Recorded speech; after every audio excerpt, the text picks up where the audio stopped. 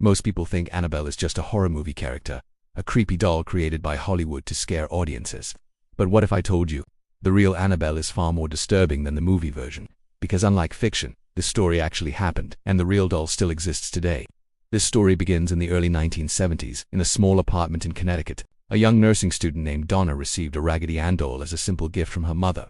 It looked harmless. Soft cloth body, red yarn hair, a stitched smile that seemed innocent enough. Donna placed it on her bed without a second thought.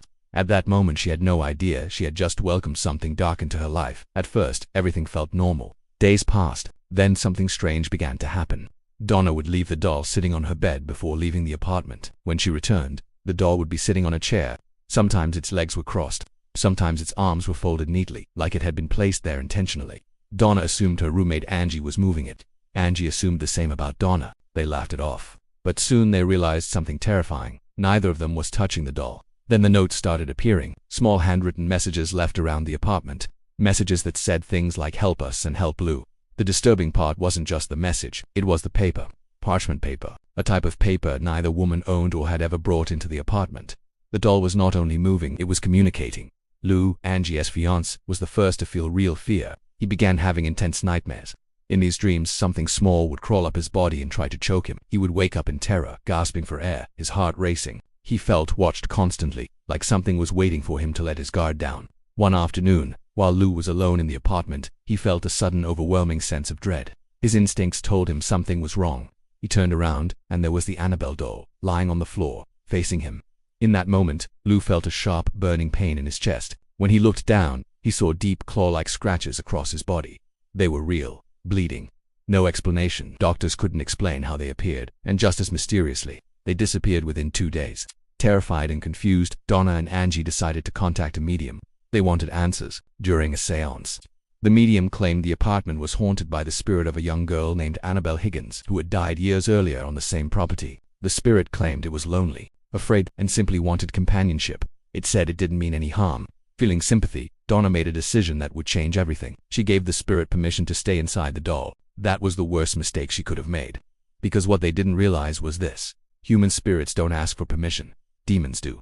The entity was never a child. It was something far older, far darker, and far more intelligent. It had pretended to be harmless to gain trust. Once it had that, the activity escalated rapidly.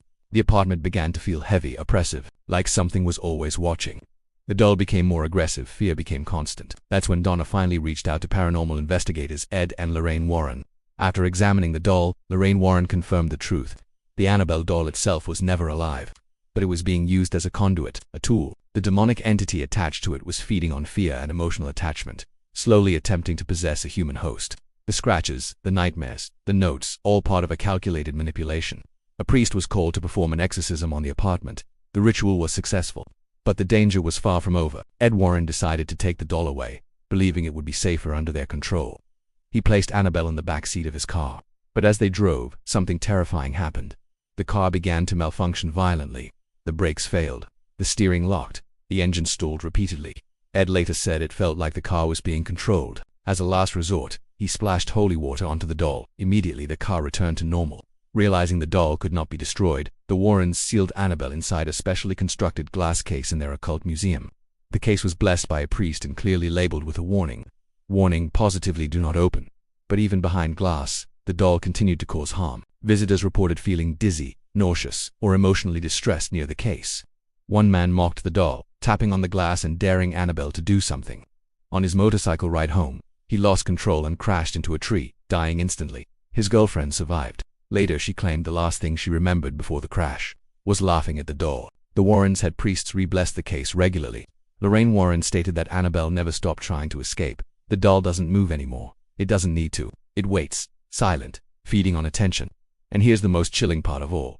The real Annabelle doll still exists today, locked behind glass. Not because it's alive, but because something else is. So the next time you see a harmless doll, remember this story, because evil doesn't always look evil. Sometimes it smiles. If you found this story disturbing, make sure you like the video, subscribe to the channel, and comment Annabelle if you want more true horror stories like this. Trust me, there are many more that are even darker. And until next time, sleep carefully.